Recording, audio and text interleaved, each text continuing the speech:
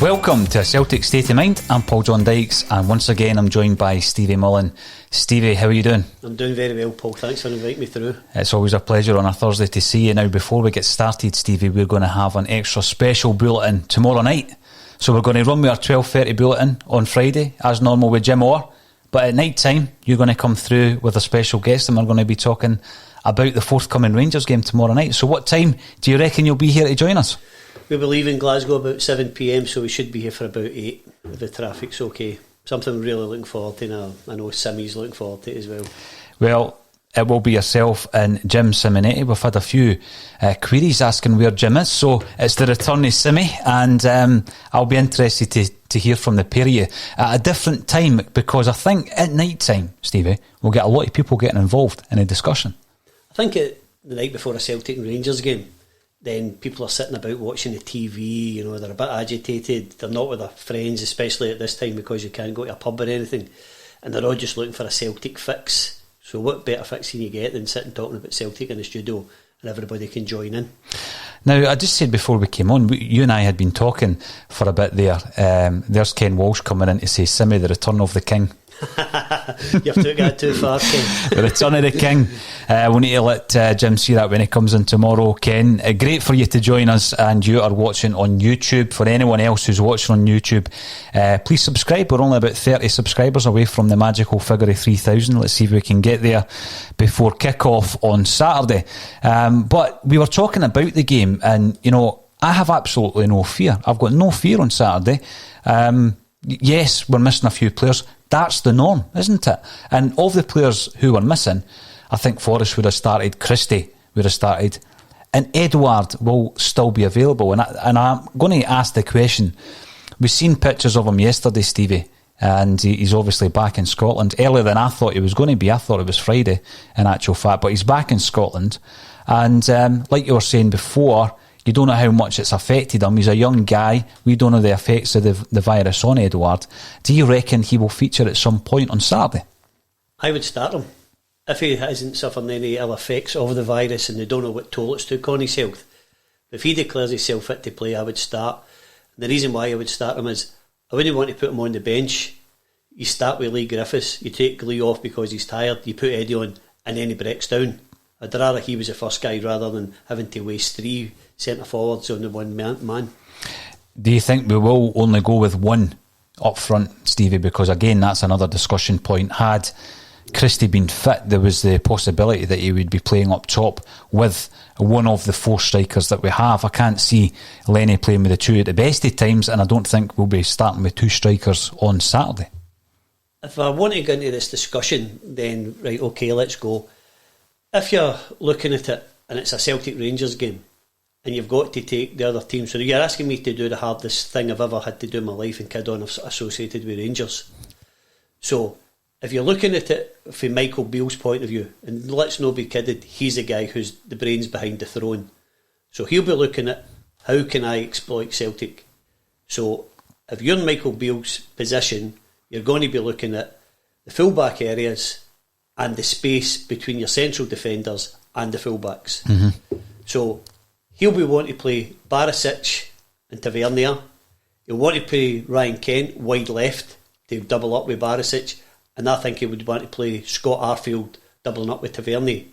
So we then need to combat that, and then we proceed.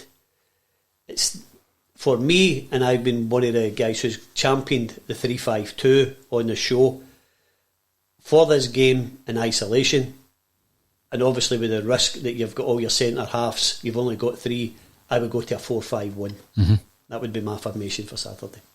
Now it's interesting because, like you say, that the big concern one of the big concerns really is that centre-half position. So if you're playing with the three centre-half, Stevie, all it takes is one injury. We saw it the night that you and I were watching the European game. Beaton was off after 6 minutes. We don't have the replacement on the bench unless it's Welsh, and then it's a risk to throw in a young guy in a game against Rangers. Now, you and I are actually going to be looking at some classic games against Rangers over the years, some from your memory banks and some that I can recall as well. So that'll be interesting. But there has been occasions where young guys have been thrown into this fixture, and it's affected them negatively because it's not gone as well as you would have expected. On the flip side, sometimes people go in with less fear, and I think that was my point with Laxalt during the week there. You know, I'm kind of pushing for him to start, because I don't think it will affect him in any way, shape or form to be playing against Rangers. I think it's a strange mix. You need to have a bit of calmness, that you're not going to get too embroiled in bitterness right for the start. But you've got to play with passion and emotion.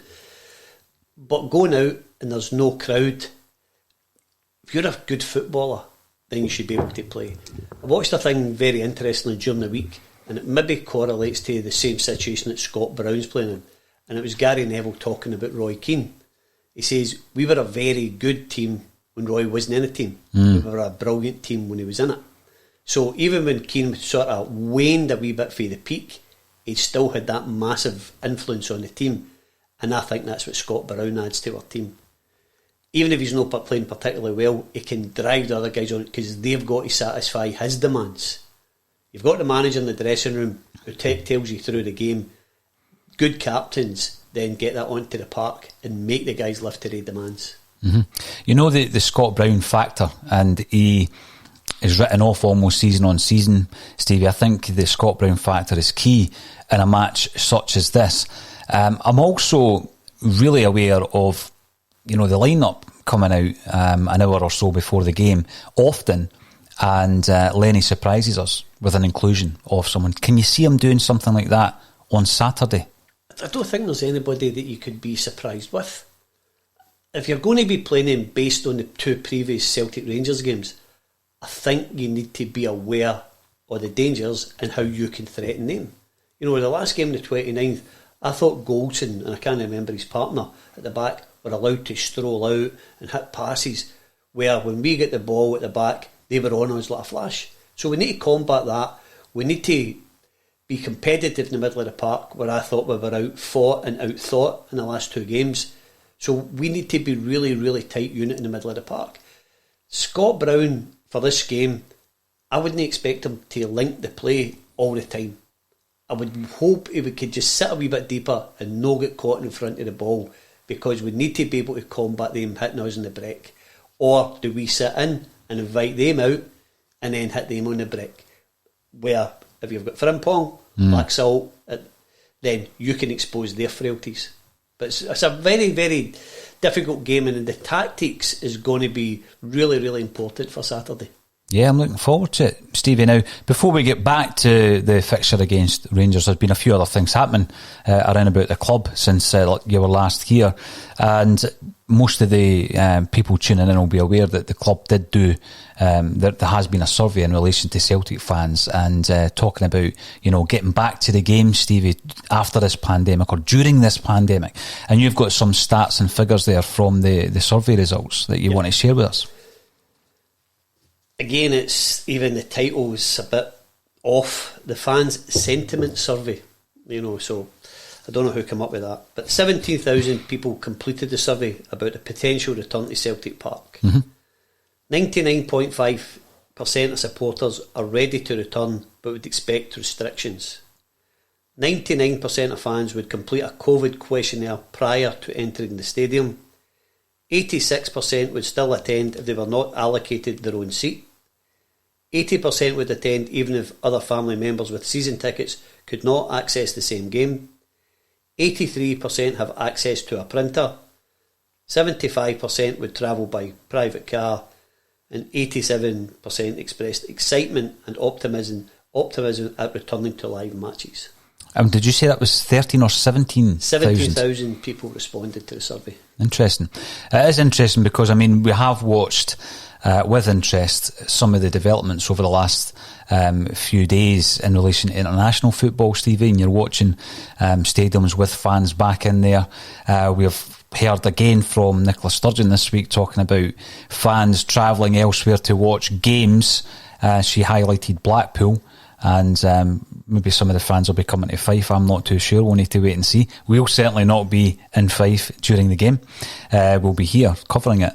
But it is interesting to know how people are thinking and feeling out there. And, you know, they're pushing for it. Again, I was watching it on the Sky Sports updates this morning, Stevie. They're also talking about it in the English game because it's teetering on the brink at the moment. There's around 12 clubs really struggling and potentially going to go into administration very soon if some of these restrictions aren't lifted. So it's great to know that certainly from the cross-section of Celtic fans that, you know, precautions would be taken, wouldn't it? It wouldn't just be a free-for-all. People know this far in, if you are given any kind of opportunity to get back to the football, you will be doing it with the rules stipulated beforehand, you know. So I can't see it being an issue where we would allow fans back in, but we weren't able to stick to the criteria and then it gets scrapped. I think everybody's wise enough at this moment in time. I think it highlights how mismanaged this pandemic's been in the UK, not just particularly Scotland, the whole of the UK. Well, last week at a rugby match in New Zealand, they had 40,000 people there, and this week they're expecting 47,000. We've got a 60,000 seated stadium, and we're not deemed safe to allow 3,000 people to access the ground. I think it's a total mismanagement by the government of the UK and Scotland and Northern Ireland and Wales. Oh, definitely, Steve. I mean, with regards to this game then, you've watched Celtic all your life. You've seen some phenomenal times, you've seen some dark days at Celtic Park. This is the first occasion where we've came up against a team playing out at Ibrox and there'll be no fans at the game. Now, Celtic have played behind closed doors all this season, like all the other sides. There's been previous occasions in Europe where we were forced to play behind closed doors due to the incident against Rapid Vienna. You'll remember that well yourself, Stevie. And then there were occasions where Celtic fans were banned from Ibrox. There was one occasion where we were banned from Ibrox, and I think that ended 1-1, that particular game. Yeah, we were at Celtic Park watching the reserves that day. We were trannies. How many thousands were at Celtic Park that day then? Well, the full main stand was full. You know, it's awful hard that if your life is deemed just going to watch a Celtic, then if you can't see one team, you'll go and watch another. Yep. You know, that's just what you do. You know, even the young men that you've got in this studio with you, you know, that's what they do. They just go to watch Celtic. It's absolutely brilliant, and don't let anybody ever put you off of that habit because it's fantastic. Absolutely, Stevie. I do remember back in the day, I used to buy obviously the Celtic View, but Shoot and Match, Roy the Rovers, and whenever there was an interview with a player, it wasn't an in-depth interview trying to get into the player's psyche. It was things like, what's your pre-match meal, what car do you drive, all that kind of stuff. And one of the questions always was, what's your second team? And whenever they spoke to somebody like Tommy Burns or Peter Grant, second team, Celtic reserves. I loved that, you know. It was like, no, I'm not even going to pick an English side. It's Celtic reserves. That's my Celtic, my second team. The biggest thing that's really came through to me this week, Paul, and how things have changed, is we're going to be talking about the games, you know, and I was lucky enough to be at most of them, you know, and you're thinking, how do I get a ticket? Especially if it was games at Ibrox and you'd be beg, stealing and borrow, you know, and you'd be away through to Falkirk on a New Year's Day because somebody had a ticket for you for the 2nd of January. And this week, it's guys asking if you get a spare login. You know, how the world's changed. You know, these tickets were like gold dust. Now the logins are like gold dust. It's incredible. It is. You never thought you'd see the day, and it is going to be unusual. And I asked the other day there if anybody knew any of the people who were responsible for that airplane flying over Ibrox that day with the banner. I'm sure they were from Falkirk. I'm sure they had connections to Falkirk. Can someone out there help us out? You never know. Somebody out there might have been involved in that. Who was is it John Clark that originally came from Falkirk? Nearly Mockin. Well, yeah. When we were talking about it last week, I remember a dear friend of mine who sadly passed away, Jack Scratch. We were at Ashfield Dogs one night, and I didn't have a ticket for the game, the Celtic and Rangers game at Ibrox. And Jack sent me through to Falkirk on a New Year's morning to get a ticket off the guy who ran the bus because Nearly Mockin had gave him the ticket. So I'm waiting through Falkirk, now I'm from Glasgow, at this sports centre, waiting for this random stranger to come up with a ticket to allow you to get the game. Now you've got a login. I know. And by the way, I think Neely was famed for being able to get his hands on tickets, and during many of the years that he was at Celtic, Jim Kennedy was the ticket man at Celtic Park, and apparently Jim used to go to Neely for tickets. That's how bad it got. Was Neely a Dougie man? Oh, he loved the dogs. Well, that's where the connection would have been through Jack. He loved the greyhounds. Through the greyhounds. He had a few greyhounds himself, actually, and I think his dream was to retire with a couple of dogs, and just that would have been his kind of pastime at that point. Charlie Tully sold him a greyhound, and they brought it over from Ireland. And so there's a funny story attached to that. But read the book, read Celtic Smiler. The story is in the book. But obviously there's other wee bits that happen in the world of Celtic. We've got other things happening around the club at all times. Obviously this is the big game, the Glasgow Derby. And when I look at some of the things that's happening on other platforms, Stevie, I'm just shaking my head. And I tweeted out last night, and again, I'm not trying to give the guy any airtime, but the comments that, there might be a rift, or there's been a rift in the Celtic dressing room, it's so predictable that in this week of all weeks, Stevie, we're going to get this, dressing room split, broken crest story, and the bad news story comes out about Celtic, which is completely unfounded. I mean, it was obviously Charlie Adam coming out this time, but it could have been Chris Boyd, because he's done it before, saying that there's been issues with Ajer. He's been all over the place this season. I disagree with that. I think Ajer's completely settled down into his role of a defender, and I think Shane Duffy's played a big part in that. But who do you think, if Charlie Adam's making that claim, who within the Celtic dressing room would be passing that on to him? Exactly. Because Celtic's team seems to be quite tight. So I can't imagine any Celtic player phoning up Charlie Adam and go, wait till I tell you. Mm-hmm. Again, and it's, would they have that access to Near Beaton, to pass it on? Because I'd imagine Beaton and his agent, if they had any issues, I think they would do it correctly. Beaton's been nothing but a total professional for us. Mm-hmm. So I can't imagine them creating a bit of controversy with this. Christopher Ajer, as you're well aware, isn't one of my favourite players. I think he had a wee couple of shaky games, but I think since that, and when Shane Duffy's came in, I think Christopher Ajer settled down and he looks an awful lot better defensively. Mm-hmm. He certainly stopped his crusading runs into the middle of the park at every opportunity, because I think through Shane Duffy he's been told our responsibility is to prevent goals, not to set them up. He's certainly been contributed to a few moves and a few goals, Christopher Ajer, but that's not his main job. His main job is to prevent goals, and I think he's done that very, very well. Another big thing about Ajer, Stevie, moving into uncharted territory here with players being ill, and the COVID situation really hitting home to Celtic in terms of the actual staff getting the virus and missing games as a result of it. Ajer's adaptability, really, we know that we signed him as a kind of forwards playing midfielder. He was an attacking midfielder. He's been converted to a centre half, but there is a kind of thought process, and we have seen him playing on the right hand side, that he might have to actually be employed, or deployed rather, as a right back at some stage, maybe even on Saturday. So if we start with three at the back, as I have done this week, I've read out my team a few times, so I would start with Duffy, Julian and Ajer as your three centre halves, Stevie. But if anything happens in terms of if they're getting too much joy down one side, or if someone gets injured and you need to revert to a flat back four, as it were, Ajer's your only option at right back, because again, Frimpong's not a right back. He's an offensive player, he's an attacking player, and I think that Ajer is so important to Celtic this season due to his adaptability as much as anything else. I think we'll be able to get through it tomorrow night once everything's settled.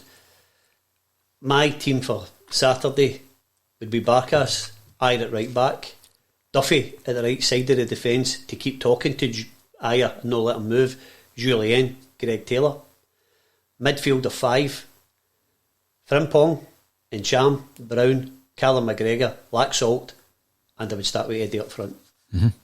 Sole striker. And you've got players like Turnbull on the bench then, haven't you, that can Turnbull, make a change. Griffiths, Klamala, Tom Rogic. If we keep that tight, or even if we're lucky enough to go one up and then bring them out even further, I think we could totally exploit them.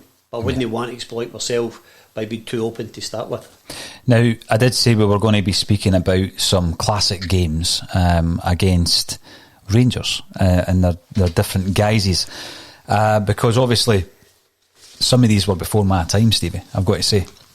But the very first one you're going to mention is a game that's dear and close to my heart, because, you know, it did feature prominently the great George Connolly. So could you tell us what is the first featured game that you want to talk about today against Rangers? Yep, it's the Scottish Cup final at Hampden on the 26th of April 1969 in front of a crowd of 132,870, and it's Celtic 4, Rangers 0.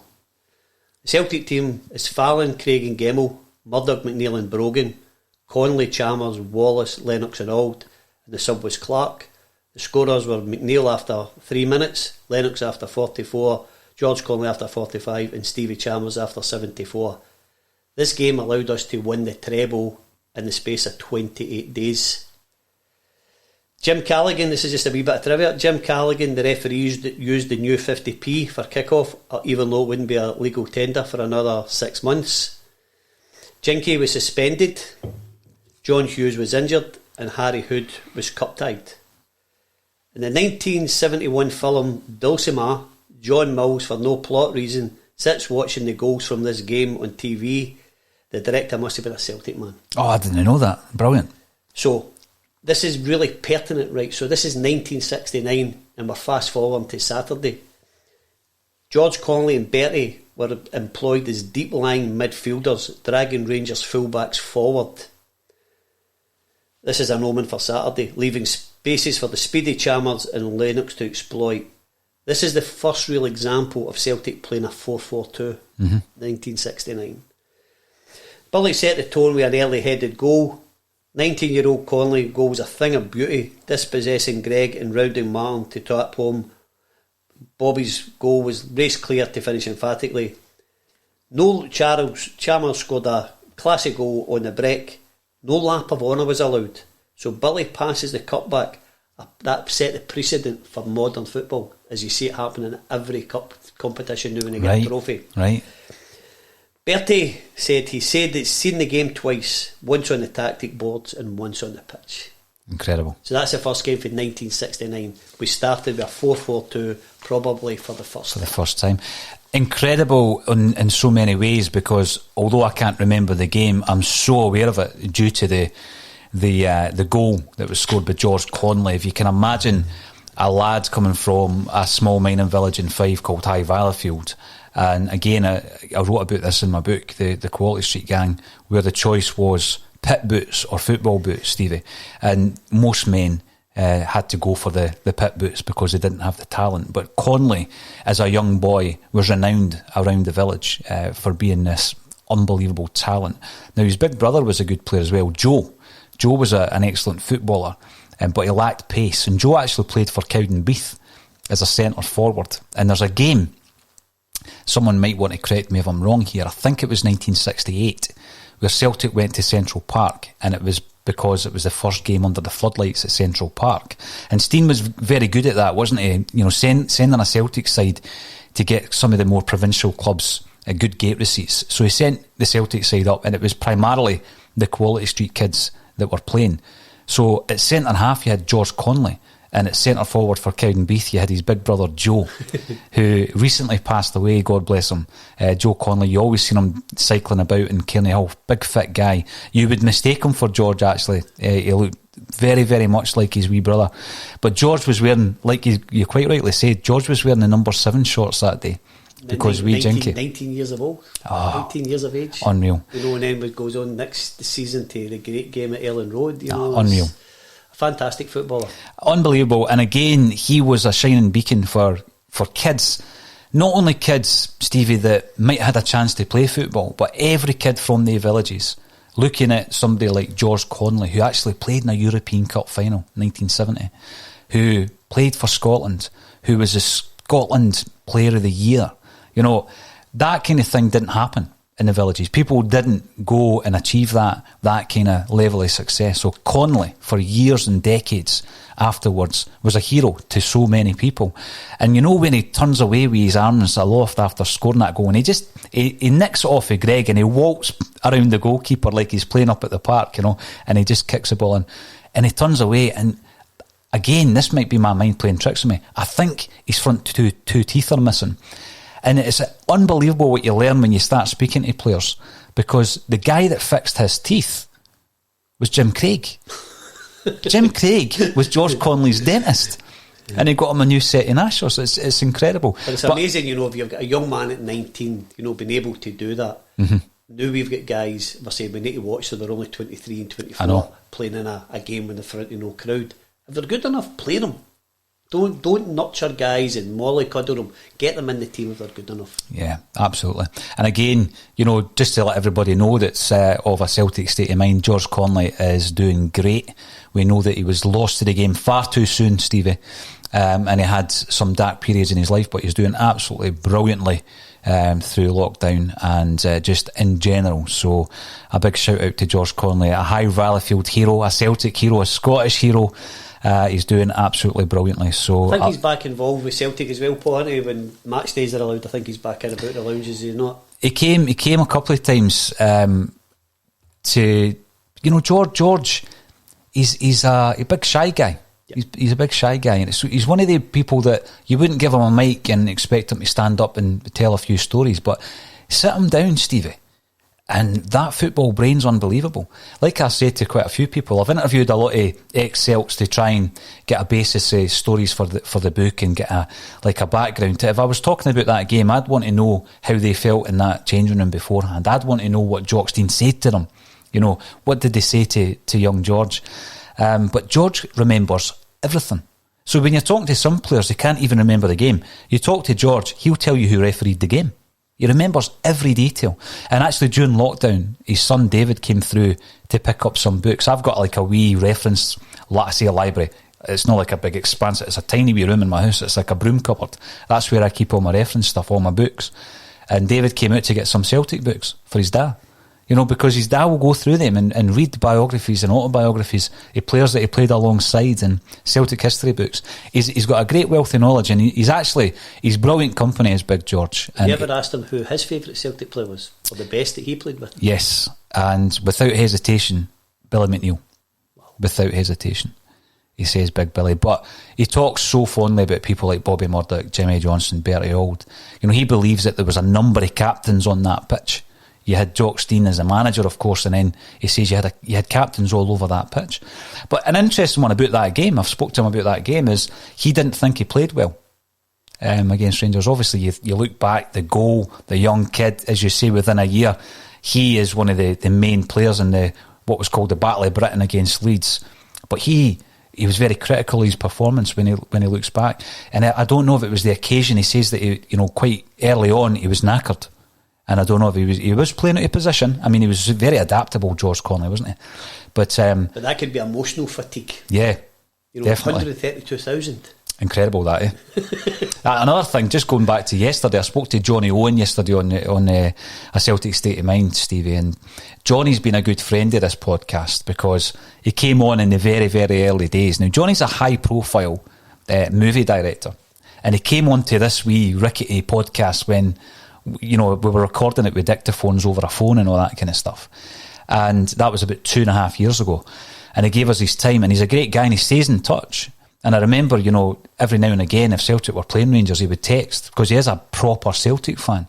And he was talking about how the Scottish game is so important to the world game. And when you look at, you know, the highest attendances in European football, and it's happening in Scotland.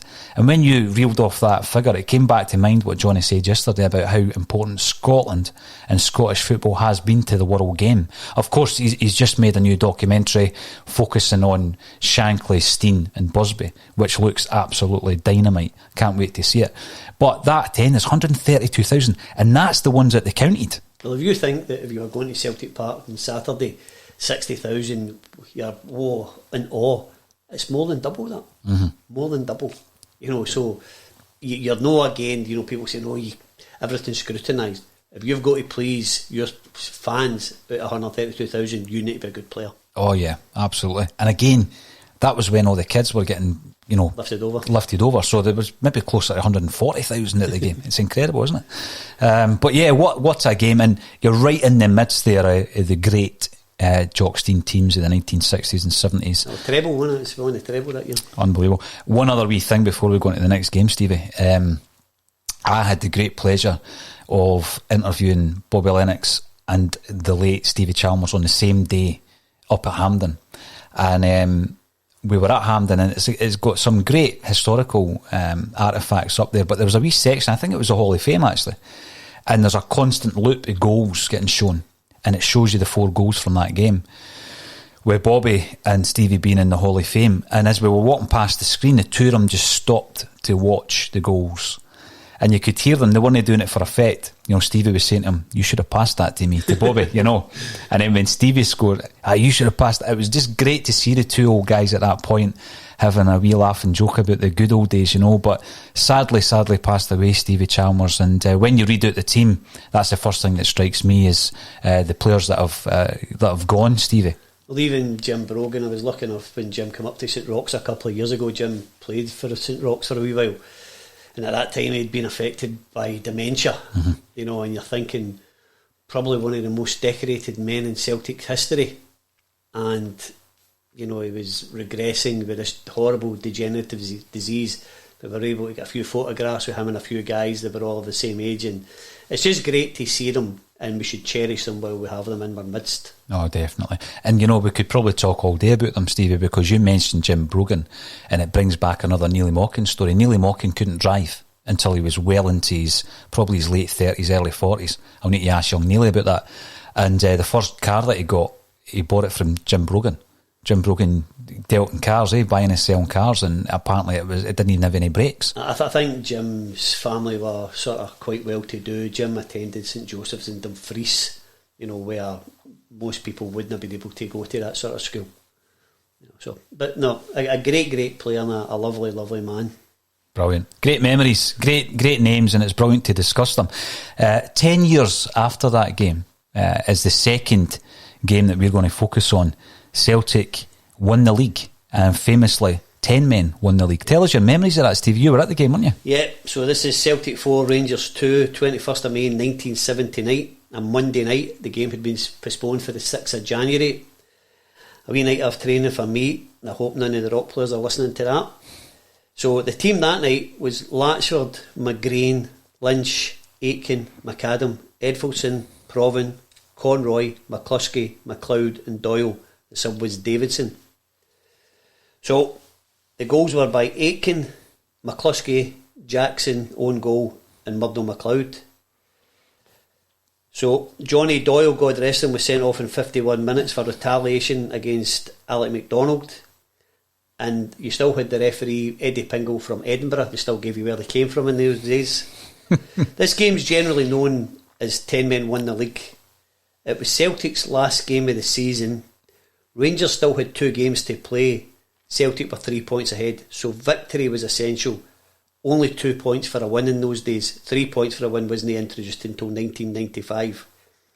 The great facts from this is this was Billy McNeil's first league title as Celtic manager. Mm-hmm.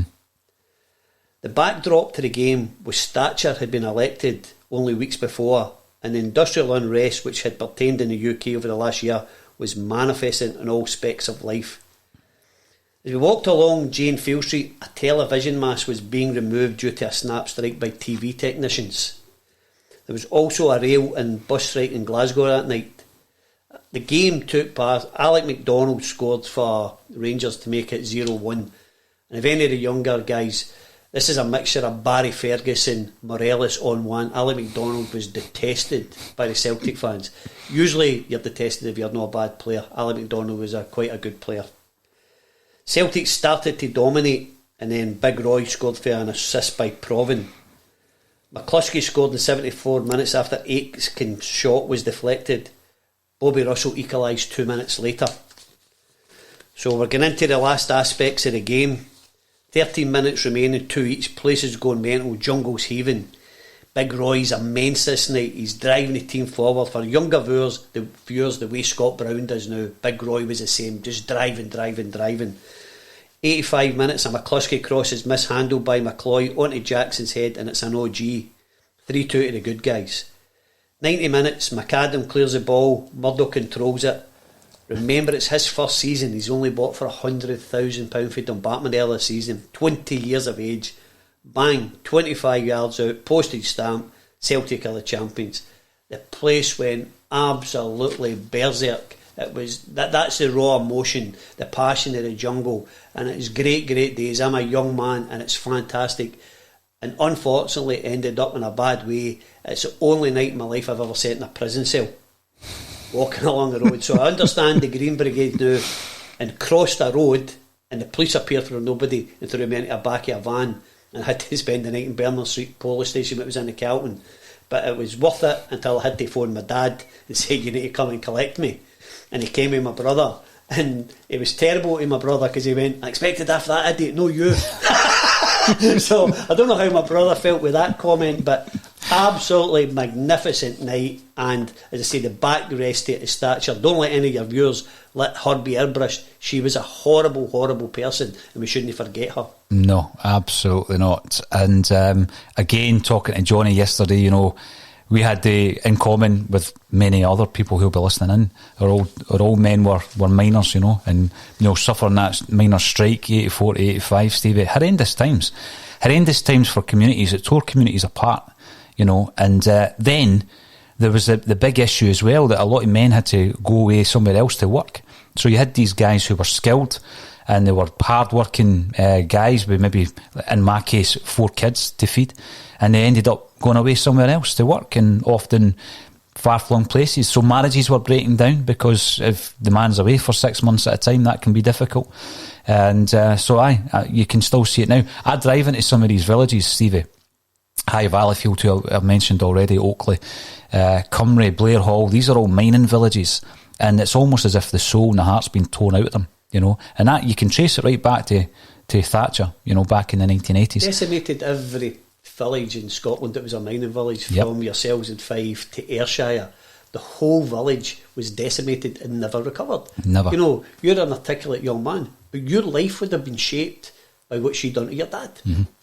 You know, it's no, we go over it. You couldn't get over that. No. Every job in the village was done through the mines. Mm-hmm. If you had to supply them with any materials, if you were the shop that the miners spent their money in, exactly, all decimated. Yeah. Because of her.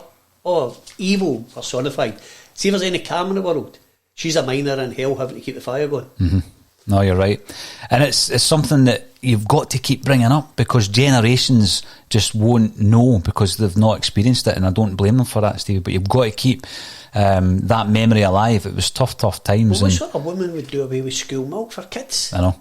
You know, it's not just the high profile thing she'd done. She decimated the whole country and created problems where they didn't need to be. Now, understand, governments have to sometimes make difficult decisions, but she seemed to take great delight in really attacking the working class people. Yeah, premeditated as well. You know, they knew what had happened previously where the miners got one over on them, Stevie, and you know, it was a premeditated, tactical way of defeating the miners. Yeah, and they stockpiled all this stuff before it, and you know, they weren't ever going to go back to the 3-day weeks that happened with the previous miners' strike. No, absolutely. And then life would never be the same again. I mean, the workers never had the power ever again in this country, Stevie, that they maybe did have prior to the miners' strike. After she defeated the miners, and she took on the printing industry with Wapping, you know, and just moved everything away from Fleet Street.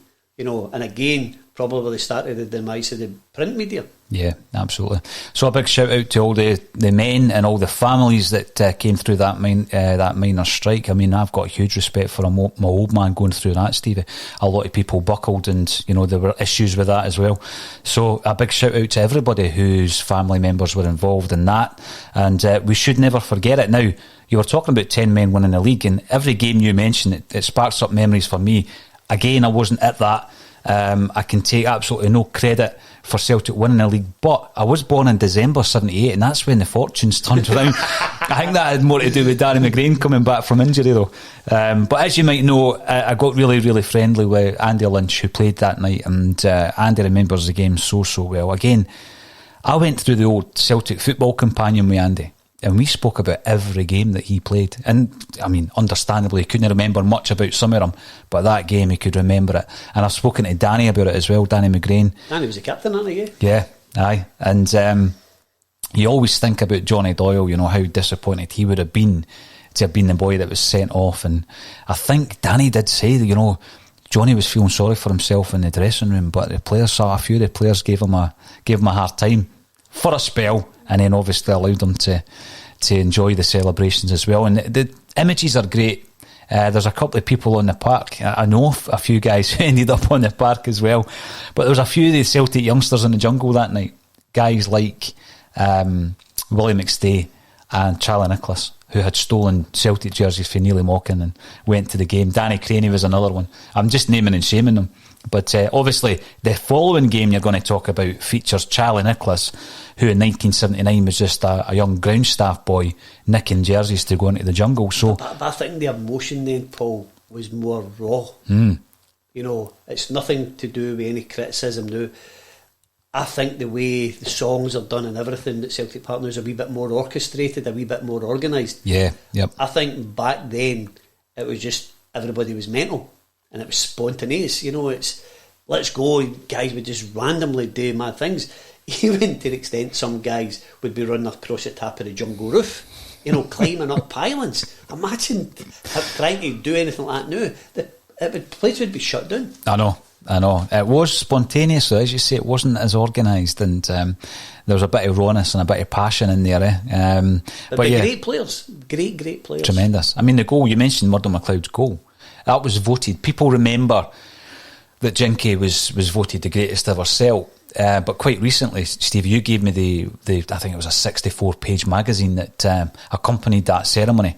And there was loads of other awards given out that night. And there was an award for the best, at the time, old firm goal, obviously as it was back then, Stevie, and it was awarded to Murdo MacLeod. Now that's interesting because the only footage we've got, because of that strike you mentioned, is grainy footage, I think, from the Celtic Cine Club. But what a goal that was meant to be from about 30 yards. You know, Murdo talks about it, if you ever hear him doing his public speaking or after dinner speaking, and he says it goes further and further back. But he explains it. He could just see all the fans in the Celtic game was trying to put the ball in there because it wouldn't be given back. Aye. But he sort of plays it down, but it was a fantastic goal and a fitting end. And again, you go back, there's a magic about a football club. Oh, absolutely. Now, moving into the 80s, this is moving into the era that I actually remember. I can recall the early 80s. I can recall waiting on the old man coming home from the games and seeing the scores coming through. Nicholas was the name that was standing out, Stevie. Can we just go back 1 wee minute to that last game, 1979? I was picking up the gin yesterday for St Roch's, and I was talking to wee Jamie Kerr. Right. And Jamie was talking, I was saying he was going to be doing this. In his memory in 1979, he couldn't get to the game. And there was no way of knowing through the TV or the radio what the score was. So Jamie phoned Celtic Park about 10:30 at night. Now Jamie's only a kid, he's got to primary school the next day. He says, my dad's no in. He says, I don't know where he is. He says, he's away at the match. So he phones up, gets the result. He says, waiting for dad. He says, nothing. He says, about 2 o'clock in the morning, he says, I hear this clatter up and down the street. His dad's had a lock-in in Rutherglen Main Street in one of the pubs. He stole 2 bin lids and he's walking up and down the road like cymbals all the way up the road. He says, I'm on the school bus the next day. He says, and you're pegged down. Anybody hear that noise last night? He says, nobody's admitting it. And his pal says, it was Jamie's dad. I wonder what he was singing. Brilliant. Everybody will have their own individual stories about that night as well, though. I mean, the fact... Only 1979, Paul, and you can't get the result. You can't get the result. I know, that's astonishing, eh? That is astonishing, Stevie. We move into the 80s. Yep, and 1983, Charlie Nicholas, the golden boy that had come through at Celtic Park, Champagne Charlie. We spoke about him recently on the show, but let's talk about Charlie the player, Mark 1. I just want to remember him with that sort of wavy modern hair, the thin boy and the boy genius, because whatever he's turned out to be, Charlie Nicholas was a sensational genius for Celtic. This game's Rangers 2, Celtic 4, the 14th of May 1983. The Celtic teams Bonner, McGrain, Sinclair, Aitken, McAdam, McLeod, Provan, McStay, Nicholas, Burns and McGarvey. The subs were George McCluskey and Mark Reid, and the referee was Brian McGinley. The scorers for Celtic were Charlie, the 48 and 86 minute, both penalties, Tom McAdam 61 and Frank McGavin 73. We had 3/4 at the stadium that day. That's, when people talk about Rangers and a great crowd, we took 3/4. This was Charlie played in his last competitive match. We lost the league to Dundee United, who won 2-1 at Dens Park. Dens has a habit of appearing in last day title wins, as we had our own wee bit in 1986. If Dundee had equalised, Celtic United would have had identical records. That's how close it were, and Aberdeen weren't far away from it as well. We had the Broomloan Road, the Govan stand, half of the main stand in the enclosure. So we're 2-0 down at half time. The Celtic fans in unison were singing "You'll Never Walk Alone." Billy sent the players out early to watch it. That's when they were inspired. These young men looking round their biggest rivals' stadium, and it's Celtic fans all over the place singing "You'll Never Walk Alone." So we come back out. We're 2-0 down at half time with 2 deflections. As Billy's often stated, something special about this club. So there's a foul on Provan, Charlie scores. 61 minutes, McAdam header, 2 each. 73, McGarvey beats McCloy across 3-2. United have won and Celtic score, but we were denied the title. It would have been 3 in a row. This is one of these games which ultimately ended in disappointment, but your heart was beating with pride in your team, your manager and your fellow fans. We didn't let them down, and they certainly didn't let us down. Incredible. And that wee bit in management from Billy McNeil, Stevie, to send them out there and turn them round, as you say, it inspired them. The Celtic support inspired us on to overcome a 2-0 deficit. And the thing as well, though, 4-2 at Ibrox, 4-2 when 10 men won the league. It's a scoreline. I don't think we're going to get as many goals as that on Saturday. Unless we score early. Unless we score early, then that's a possibility. Because we've certainly got great offensive players, and if we can get Barkas and Duffy organising defence tomorrow, we could be hard to break down. But offensively, we've got some fantastic players. But getting into any of these games, as long as you score one and more than the opposition, I'm happy with that. Now, there's another 3 games, Stevie, that are more my era. Before we move into them, let's have a look at some of the messages coming through. Stephen Forbes has been a good supporter of the podcast and the broadcast recently, Stephen. So welcome back, and you're watching on YouTube. Celtic will roll back the years with a Griffin Roderick inspired victory on Saturday. That would be nice. The perfect birthday gift from my dad Kenny, who is 66 today. Happy birthday to Kenny Forbes. Also, best wishes to my dad for a big day on Monday. All the very best to Kenny and Stephen Forbes. It's always great to happy birthday, Kenny, to get your old man involved as well. So brilliant. Happy birthday. And Bob Doig, start Griff against them on Saturday to run their defence ragged, then bring on the fittest of our strikers from the bench after an hour. Well, we've spoken about this as well. Thanks for your contribution, Bob. The fittest striker we've got at the moment is arguably Klimala. I find it quite interesting, when we've got all these different views. Everybody's saying we should start Lee Griffiths now based on a 10-minute cameo.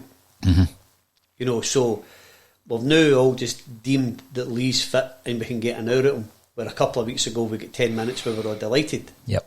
Now, the only person, or not the only person, but the guy with the decision to make is Neil Lennon and his background staff to see how fit do they deem Lee Griffiths to start. If you think you could get 90 minutes out of Lee Griffiths, and I think you should have to have at least that in your legs if you take part in this game. If you tire after 60, that's a different matter, but you should have to be ready for 90 minutes. You can't guarantee what happens around the other end of the park, where if you think I can get 60 minutes, so you get 3 midfielders injured, your 2 fullbacks, you've made your 5 subs. but you're banking on I'm only going to get 60 minutes out my centre forward. Yep. You can't take that assumption that that's what's going to happen. No, you're spot on. And again, we spoke about that in the last European game when Beaton was injured, because we had Julien on the bench.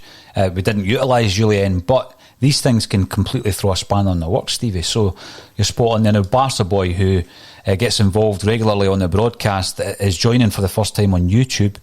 So hopefully that's enjoyable for you as well. Normally you would be joining us on Twitter.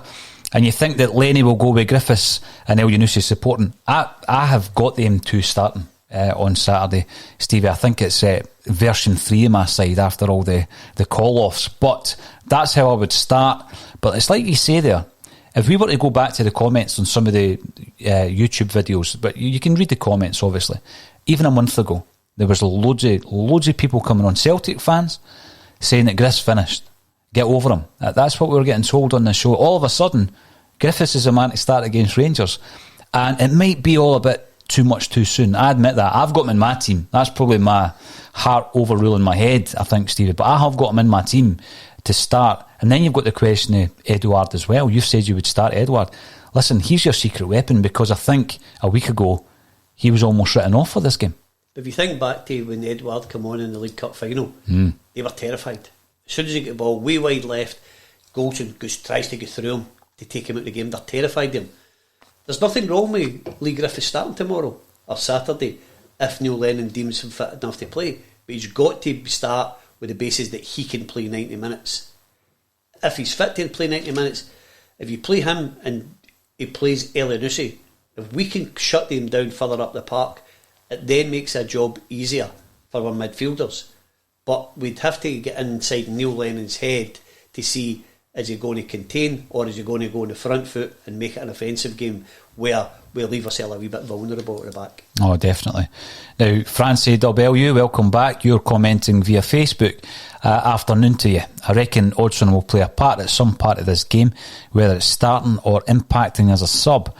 Like you say in the cup final against Hearts, the boy will be naturally fit and has now had rest time on the niggle he has been carrying lately. There's so much to consider there, because like you're saying there, Francie, some of these guys have played 3 games in about a week, Stevie, so they're going to be maybe feeling the effects of that. You've then got players like Scott Brown who will be fresh because he's not played those games. Eddie, who's going to maybe be less fresh due to his illness. Loads to consider for the game on Saturday. Do you reckon players like Ayer, Elyounoussi, who maybe got 2 or 3 international games, Shane Duffy as well, might not have enough rest for this game? Because there's another consideration. Big Duffy, having not played many games for Brighton, has come in and he's been playing 2 and 3 games a week ever since he signed for Celtic. It depends what type of personality you are. If you want to play games, you'll be fit to play. There's no doubt about that. But before I come through here this morning, I was talking to a football agent, and we were talking about players and what you would go through to play. He made a really, really an off-the-cuff remark that most players don't like playing games. All they're thinking about is their next move. Yeah. Where guys like ourselves and your viewers, they would do anything to put on that game. And what none of us have got any experience of is being in that changing room on Saturday before a Celtic and Rangers game. What's going through your mind? What emotions are you feeling? What instructions are your manager getting?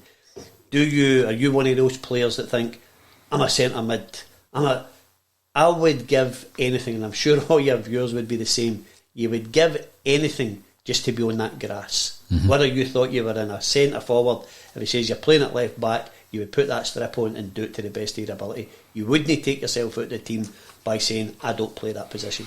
You're right, and an interesting point that you've made there, Stevie, is no one knows what goes on behind the curtain. No one knows what goes on in that dressing room. And that's why I think we become quite frustrated when pundits are talking as though they do know what's going on behind the dressing room door. I mean, I've had some conversations with Danny McGrain, and only now will he talk about the first stage of Lenny, when Lenny was a manager first time round, and some of the things that would happen on the training ground and in the dressing room. He would never have done that, had it been at the time, he wouldn't have gone and sold the story or told somebody out of line. He's telling me because it happened so long ago, maybe 7 or 8 years ago.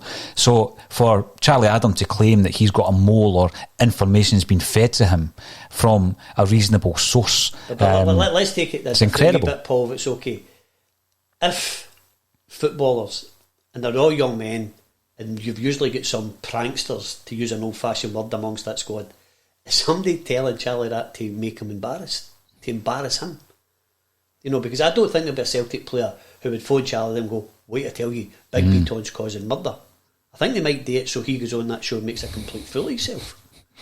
Aye, exactly. I think there's more chance of that, to be honest with you, Stevie. Football CFB, Callum was on yesterday talking to a Celtic State of Mind. Basically says if Edouard is fit, then he starts. But I must admit, I remember the game so well for the fact it was so historic against Hearts, wasn't it? And then obviously after the game, Neil Lennon gets the manager's job permanently. But it was when he came on, I'm thinking back to the Rangers game. When Edouard came on, you could almost see that the fear in the Rangers players that he instilled in that Rangers team, and he would have that same impact. You mentioned the centre halves earlier on, Stevie, and again, we don't know how they're going to line up, but they won't relish playing against any of these Celtic centre forwards. Let's be honest, Klimala's a different kettle of fish. He's a runner, he gets in behind them. He, as I say, is probably the fittest out of them all, but you've got Griffiths who makes those runs in behind the defenders, and he's shown that he can score goals against Rangers. Edouard is the jewel in the crown, and a Yeti to Rangers is an unknown quantity. So whoever we play up there, whoever we play up top, is going to cause them problems. Well, if you take it just back that if Lee doesn't come on and have his great cameo against Johnston, Celtic fans, I believe, would be clamouring for a Yeti and Edouard to start. So if we stick a Yeti on, and it looks as if he's going to be fit, and he goes up against Goulson, or I think he's the big guy, Hollander, and Eddie just drops off, that changes the whole dynamic of their midfield, because they can't go, because neither your centre half's going to come out the back to pick up Eddie. A Yeti's going to engage they too, so somebody for the midfield's got to take herself out of midfield to go then and sit and pick up Eddie. Should create a wee bit more space for our midfielders. But I think one of the greatest plus points about Celtic the new is the adaptability to the players to change in game. And I think we would be able to adapt to that much quicker than what they would. I think they would be pretty rigid how they think they're going to set up to play us. But we've got so many more different options. I think they've got an okay 11, but I don't think they've got any depth. If everybody's fit, even allowing the guys who are going to miss because of COVID, I think we'd be far too strong. The 5 substitutes is a great bonus for us. I think you've made an excellent point in relation to them having a strong starting 11, Stevie, because they've got a very defined starting 11, whereas you look at the Celtic side and you could give an 11 and I can give you a different one, and various other people who are tuning in would do the same, and that's because of the depth of the squad that Neil Lennon has. We're talking about strikers. We've got 4 options up front. There's a couple of areas of that pitch where we don't have as many options, right back being one of them. We don't always play with a right back. But you're absolutely right. We've got a really, really strong squad. And I just think that, when we come up against this Rangers side on Saturday, they've already shown a wee bit of lack of respect in terms of the way that Celtic line up, their tactical abilities as a management team. And, I'm thinking back to the stories that Danny told me in relation to Lenny when he was first time round, when he was a manager, and the way that he would berate players, etc. But speaking to some guys who know him pretty well and maybe played alongside him, they've said that he's completely mellowed out. I think he's going to be calmness personified on Saturday. But Neil Lennon was a very demanding player. You speak to some of these guys, and you've been fortunate enough to do it, who are coming through as young boys. His demands on them when they played, they weren't allowed to shirk anything. And I think he took that into his first spell as manager. We need to be calm, but as I said earlier, I don't think we can be too calm. We can't be too passive going on to the park. I don't mean you have to go on and get the red card, the red mist comes down the first couple of minutes, but we need to be aggressive, controlled aggression, passive, play with emotion, but no get involved in all the rubbish. But what I would like us to do tomorrow, because I know they'll certainly do it, is see if any of the decisions start going against us, to pressure the referee. Don't accept it and just run back. Start pressuring them. Now, I know the danger is that we receive a yellow card, they get a warning, but we shouldn't allow him to get into his game where, right, I need to please the Rangers players because you're going to give me a hard time, where Celtic are just going to accept it. No, you're right. We've spoken a wee bit about the referee, Stevie. We can maybe speak a wee bit more about that on Friday night when you join us with Jim Simonetti for a late night edition. Is it a late night edition? Probably. 8 o'clock? Evening. Who knows how long that will run? It might be right through till 10. Who knows? Now, you've given us 3 great memories ranging from the 60s right through to the 80s. Now, you're bringing us right up to the year 2000 and a famous victory under Martin O'Neill. The Demolition Derby, Celtic 6, Rangers 2, 27th August 2000. The Celtic team, Gould, Volharen, Stubbs, Mahy, McNamara, Petrov, Lambert, Lubo, Peta and Larson. Subs that were used were Mielba after 36 for Lambert, Boyd after 54 for Lubo and Burchell after 81 for Henrik. The unused subs were Kerr and Berkovic. The Celtic goals were Sutton, the first in the 90th minute, Petrov 8, Lambert 11, Henrik 50 and 62. The one only out these 6 games we're going to talk about, I'm going to mention the Rangers team because they were so strong that this makes this game even more important. They had Kloss Rickson, who was substituted after 22 minutes for Tugi because he had doing Bobby Petta, gave him Conterman, Amoruso, Vidmar, who could be sub for Conchelsis after 65, Claudio Areno, Ferguson, Van Bronckhorst, McCann, who was substituted by Lovenkrands, and Bully Dodds and Ray Wallace, I think it is. The manager's Dick Advocat. The referee was Stuart Dougal. This was Martin O'Neill's first Celtic game against Rangers, a turning point in the dominance of Celtic in the domestic game. The most goals against Rangers since the 7-1 League Cup victory in 1957. Chris Sutton's goal in 51 seconds was a record for the fastest goal in Celtic vs Rangers. Ferguson was sent off and was involved in a brawl in Bothwell that night. No Gallagher in tendon supporting the hoops. Many false dawns prior to this game in the previous 15 years. The Centenary double, St Patrick's Day massacre, both under Big Bully, and the Lubo-inspired 5-1 under Dr Joe. Before the game you had trepidation and excitement. We still to witness Martin's influence on the team. And how did it pan out? A glorious exhibition of football that shook the game in Scotland to its core. This marked the decline and eventual demise of Rangers and the start of the dominance of Martin O'Neill and Celtic. Prior to the game, Sutton says, time to put Rangers in their place. And he subsequently terrorised Amoruso and Conterman. The goals, Lubo's corner, touched into the box by Stubbs. Larson miscues, Sutton bullets it out over the line. 1-0. 8 minutes, Lubo corner, Petrov unchallenged, bong, 2-0. Lubo cutback, Lambert, 3-0. After 11 minutes, Rayner scores 3-1. The chip. Sutton's chested pass from Gould's clearance drags the ball past Conterman and Chip's Kloss. Free kick from Peter, Henrik's header, 5-2. Great cross from Matty, Sutton, bang, 6-2. Celtic's dominance of Scottish football begins and continues to this day. Henrik's chip was the point that started. Oh, what a goal. What a goal. How often have you watched it, Stevie? But you know, there are certain games where you vividly remember exactly your reaction, where you were at that time, and obviously you've told us about the 4-2 one ending in a wee lie down for you. That 6-2 game, I missed it. I was in Reading. I was at Reading Festival when we beat Rangers 6-2. Now that's shocking. What kind of Celtic fan am I? I'm down there watching Primal Scream and I think the Verve playing. Back then, no, they had split up. That was another festival. Rage Against the Machine, 2000. And I missed. In fact, Oasis were playing as well. How could that be? How could Oasis have been playing? 2000. I need to double check that. They must have played the night before and then came straight up to the game, because I do remember. Or the day, because obviously I think it was a 3-day festival back then. You've got me thinking. I was at Reading Festival, I missed that game. And but as you say, the Demolition Derby, and having spoken to people like Chris Sutton about the occasion, you know, he, even at his press conference when he signed, Stevie, he spoke about putting Rangers back in their place. Now, sometimes people say things you think, they're playing up to the wider support. But, Chris Sutton had a lot to prove when he signed for Celtic. He'd been more or less written off after his move to Chelsea. And the club that he could have signed for at that time was Middlesbrough. Down there, he could have stayed in England and signed for Middlesbrough.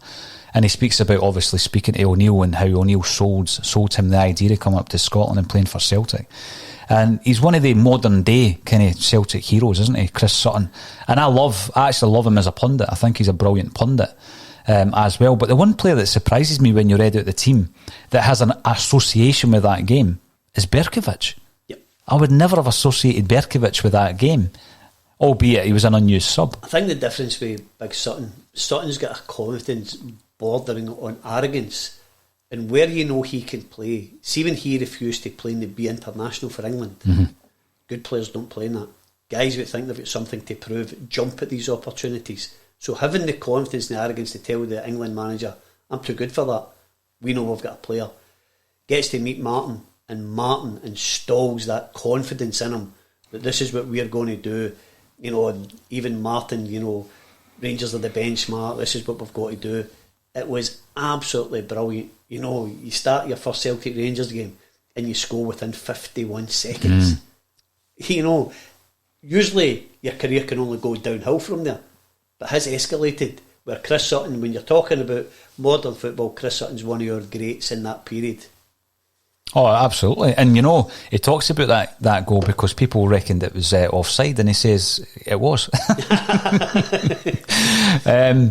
Yeah. No, Gallagher was at that game, and I remember he's been back a few times since then. He was up for the Man City game, but I remember speaking to Paul Gallagher. I'm name dropping the day, Stevie. Yeah, Paul Gallagher was the first guest on a Celtic State of Mind all those years ago. That's the reason I'm mentioning him, and he is, of course, the elder brother of Noel and Liam, and he's a massive Celtic fan. He was talking about coming up to games against St Johnstone at Perth in the 1990s and running buses for Manchester and everything else. So it was always great to see him. I don't think I've ever seen Liam Gallagher at a Celtic game, to be fair, but he's tweeted a few times fairly recently about Celtic. So, I love that connection between the Gallaghers and Celtic. And after that game, or during the game, Roll With It. Celtic fans were singing Roll With It. They played it over the tannoy. And I know that JP Taylor's a big pal of yours, who's a massive Oasis fan. And he remembers that fondly as well. I think you've also got the Peter Reid connection. Because there's been various times that Peter's been at Celtic Park as well and really indulged in the celebrations. I think there's been a few occasions he's been on a table, singing Celtic songs. So he's got a great association with Liverpool, Man City. So I think Peter and the Gallaghers maybe have a really good Celtic connection. Oh, it's great. I mean, people are mentioning some of the other people, rock stars that have come up to Celtic Park. I was interested to hear that, during Gordon Strachan's time, that James used to get tickets from Strachan due to Tim Booth's friendship with Gordon Strachan, and they would go and, watch games and largely not get noticed, but then obviously if they did, they would all start singing Sit Down. Which is so predictable. I think the good story was talking about getting the tickets for Kilmarnock winning. That's right. About hospitality. Aye, but Strachan didn't sit. Aye, it was just normal tickets behind the goal. And obviously when Strack goes to watch James, he gets all the treatment and all the free bevy and everything else. But brilliant. I love these memories. And moving on to a time, I remember again, looking back on the history of Celtic, and we started off in the 60s, and Celtic were a European superpower back then. And then that period, Stevie, where we didn't do anything in Europe. You look back to the run that we had that ended in 1980 against Real Madrid, in the quarter-final European Cup. And then, of course, it took until O'Neill came in for Celtic to still be in Europe beyond Christmas. It was a shocking record. But he was starting to build at that time a club that he thinks can do something in Europe. Of course, he's a European Cup winner himself, as is John Robertson, his assistant. And in 2003, there was a famous game against Rangers, and it was around about the era of us getting prepared to go to Seville. Yep, this is definitely... This game, any victory against Rangers is obviously worthwhile. This wasn't one of the greatest performances, but it was a real fun occasion on the back of the game against Boa Vista. So this is the 27th of the 4th, 2003. Rangers 1, Celtic 2, affectionately known as Beach Ball Sunday. The teams: Douglas, who was substituted after 9 minutes for Broto, Boharan, Baldy, Lawson, Agat, McNamara, Lennon, Thompson, Sutton, Larson and Hartson. Petrov come on in 66 minutes. The goals were scored by Tomo, a penalty in 29, and John Hartson. This breathed life into the Talon, but it was really the surroundings to the game. You know, it was the great song, You'll Be Watching the Ball While We're in Seville. This was this day, you know, it was brilliant. Big Rav forced after 9 minutes, replaced by Javier Sancho Broto. Amoruso, clumsy challenge on Hartson. Tomo slots the penalty. The second's a sublime goal. Agat skins Lovenkrantz, cuts the ball back to Henrik, flicks the ball to Hartson, who side fits it past Kloss. Hugh Dallas was the ref. The biggest thing was the Celtic fans: sombreros, beach balls, inflatables, surfboards, Hawaii shirts, sunglasses. We're just back from Porto after playing Boa Vista in Porto. You know, absolutely sensational week for Celtic. The emotion of being in Porto for that night against Boa Vista, when your dreams could be shattered to Henrik goes up. Spending the night in Porto, who'd also qualified for the final, 2 teams for the one city. We've knocked one out. So the Porto fans are celebrating with the Celtic fans. Boa Vista fans are in tears. And then you go to Ibrox the Sunday, and the Celtic fans, through all their forums, managed to orchestrate, you know, games held up for 20 minutes for the beach balls. And even Barry Ferguson, who's a figure of hate for the Celtic fans, says it was absolutely brilliant because I knew my father-in-law would be in the Celtic end. That's right. You know, so that was a great occasion on the back of us getting to a final of a European Cup competition, which I don't think many Celtic fans thought we would ever get to. Well, throughout my life, as I say, Stevie, you know, looking back on the good old days and looking back on the time of the likes of George Connolly, where we were progressing in Europe season on season almost for a period, and then you actually get to the point where, you know, during that 9 years of no league wins, you wonder if it's ever going to happen again. As a young Celtic fan, having not seen a great deal of success, and European success was so far beyond even that, you know. Just winning a trophy was enough. Winning that Scottish Cup in 1995 against Airdrie. So how far away did it seem that Celtic would be in a European final again? And we're only fast forwarding 8 years and we're in a European final.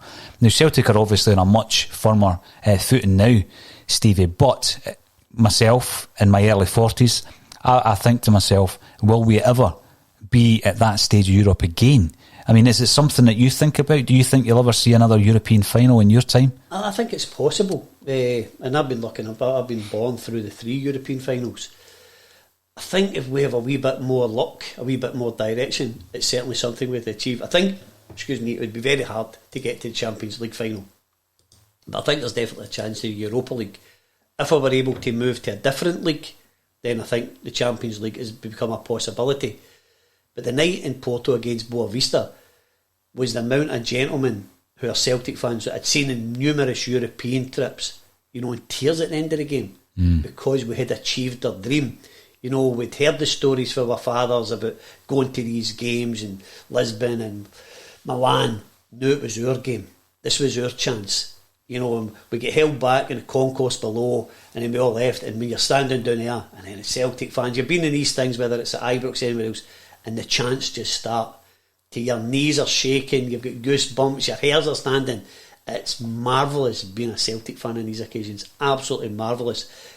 Even Martin and all the things that they went through, they says that night, which I wasn't, I stayed overnight, that when they went into the airport that night, it's one of the greatest occasions in their life because the Celtic fans just rose to acclaim the team. Excuse me, how good must that be? You know, we talked earlier on about coming out at half time to watch You'll Never Walk Alone at Ibrox. Yep. You're doing this in an airport. It's absolutely magnificent. It is. And it shows again how inspirational the fans can be, Stevie, to the players. And that's going to be missing on Saturday. And let's hope that it's not something that becomes the norm, us facing Rangers without any fans in the stadium. And now there's one other fixture, and I can hardly believe this was 4 years ago, Stevie. It's been a quick 4 years for me. Definitely. Talk to us about the Demolition Derby. Celtic 5, The Rangers won 10th of the 9th 2016, the first ever league game between Celtic and the Rangers. Musa, first player in Celtic history to score a hat-trick against the Rangers. If we're going to go for a team playing from Ibrox, it's the first time in 50 years since Stevie Chalmers in 1966. Celtic commemorated the Irish famine for National Famine Memorial Day with a badge in the front of their shirt. This is Brendan when we loved Brendan, and some of you still have affection for him. To this day, he, Jock Steen, hopefully looks down proud on us. This was the day I genuinely thought Brendan had us in his heart. He spoke about his father, passed away 5 years ago previous to the day, and how proud he'd have been. But our team this day was De Vries, Lustig, Toure, Sviatchenko, Tierney, Forrest, Brown, Beaton, Sinclair, Rogic and Dembele. Armstrong, Kalmack, Roberts were the subs. The goals were Musa, 32 minutes, 42 and 83, Sinclair 61 and Armstrong the 92nd minute. Willie Collum was the referee. This was the day that Cranshaw and Joey Barton were supposed to put Celtic to place. Bruni murdered both of them. It was really surprising because Joey Barton had a lot to say, but was quite a good player in his day. Cranshaw was an exceptional player, and it looked as if he was towing a caravan that day. He just got overrun completely. Lee was a big surprise before the game. Celtic fans were disappointed that Musa was playing in the stadium, and he proved beyond a shadow of doubt this young man was absolute quality. It continued a 100% start to the season, and it was a perfect hat-trick, a header, a left foot and a right foot, the first since Stevie Chalmers in 1966 against Rangers. What a special player Big Musa was. I mean, we all knew the time was going to come, Stevie. We knew it with Musa Dembele, we knew it with Virgil van Dijk. My biggest regret, and I've said it on here many times, is that we didn't see that partnership developing with Edouard. I think that would have been unbelievable for those two to be playing in a Celtic jersey. Neil Lennon would have been forced to play two forwards. There would have been absolutely no doubt about that. Now we've been looking at quite a number of scorelines there: a 4-0, 2 4-2s, a 6-2, a 2-1, a 5-1. I'm not going to ask you for your prediction until Friday night, Stevie, but I think it's going to be closer to the 2-1, to be honest with you. I mean, we were going out there in that last game that you mentioned there, and we were expecting actually to beat Rangers, and by some margin. For a number of games, we thought 5-1, 4-1 was never beyond us. And there's a game, actually, we were 5-0 up after 54 minutes. Yep. And you look at that, you think that could have been the day that we could have really put them to the sword, 8-9-0. Those days at the moment, I would say, are not going to happen unless it's a freak result on both sides. That's not going to happen. They're going to be organised as our Celtic. I believe we've got the better players, the better management team, the better squad. Home advantage, you still have an advantage even though there's no fans there, Stevie, if it's your home ground. But then they've got some advantages. Their advantages are, we've got 4 players missing potentially through COVID. We've got a couple of injuries to players who probably would have started, James Forrest being one of them. And of course, we've got John Beaton, the man who is going to be making the decisions in the middle of the park. So we'll talk a wee bit more about them on Friday night when we join you. Around about 8, we'll be able to firm that up over the next 24 hours or so. But it's been an absolutely fascinating insight into Celtic v Rangers back in the day, and then the modern Celtic v Rangers games of the last few years, Stevie.